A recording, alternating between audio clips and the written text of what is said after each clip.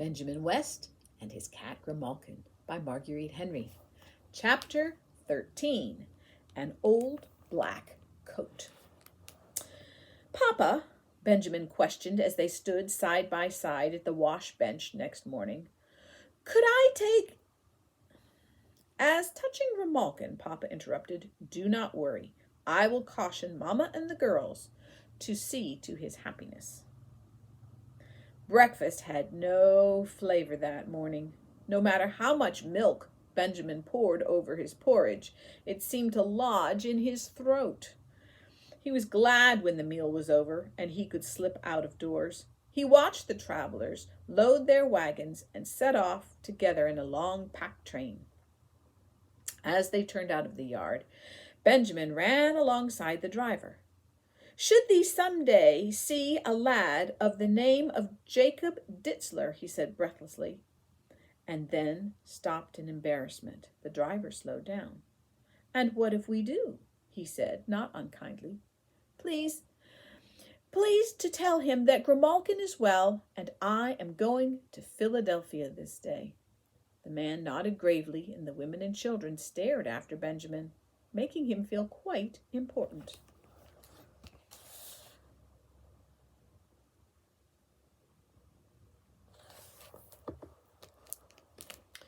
He strode back toward the courtyard where Uncle Phineas was strapping their knapsacks to his big pacer's saddle, while all of the family looked on. Benjamin felt a gentle hand on his shoulder. It was Mamma, holding out an old black coat that had once belonged to Brother Samuel. "The north wind blows raw and sharp for autumn," she said anxiously. "Samuel's coat, worn over thy own coat, will help to keep thee warm." Benjamin frowned. He did not want to go to Philadelphia wearing two coats. And just when he was about to explain how warm he was, he swallowed his words. He looked at Samuel's coat as if he had never really seen it before. His eyes brightened.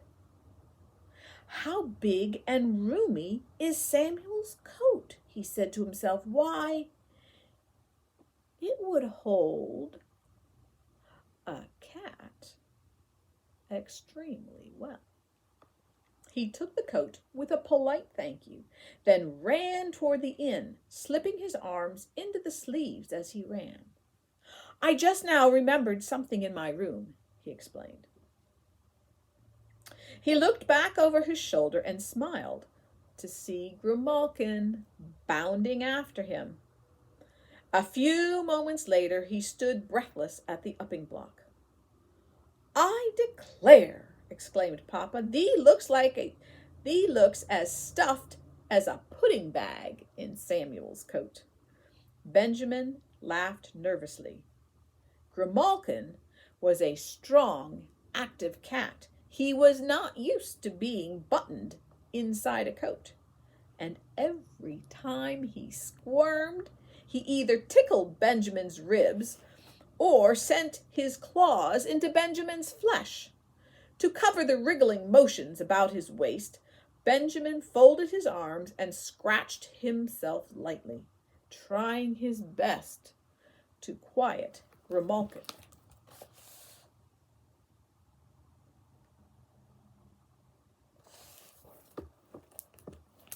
"Phineas," said Papa, "Mamma and I have made out a list of things we are needing."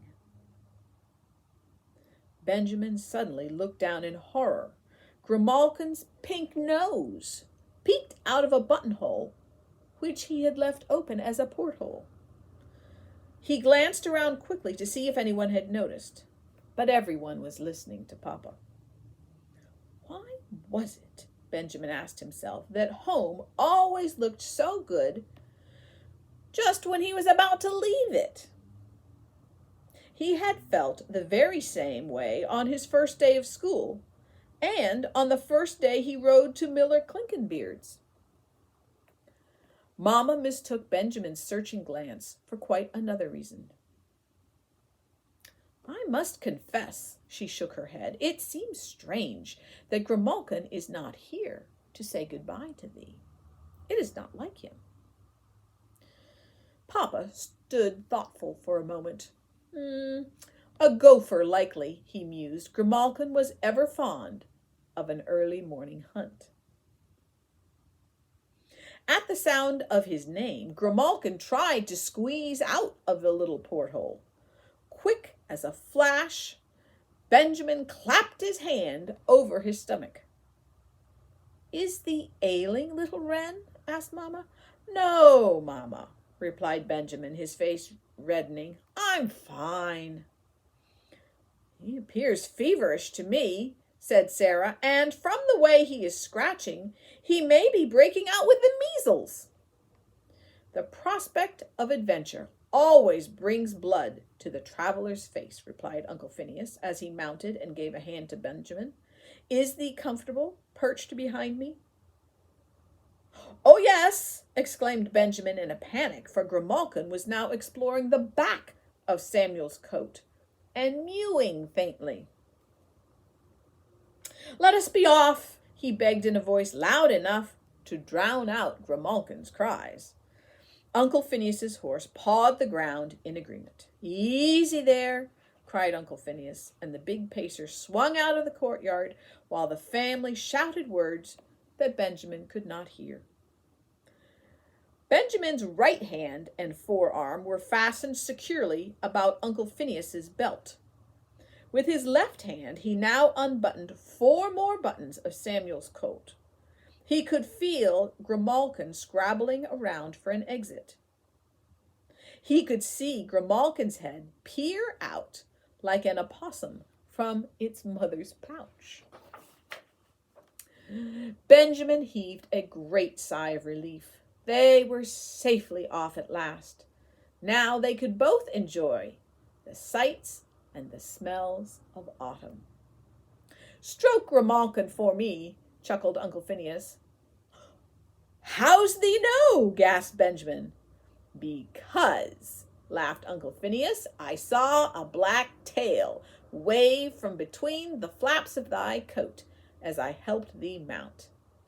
I knew thee could not possibly have sprouted a tail so quickly.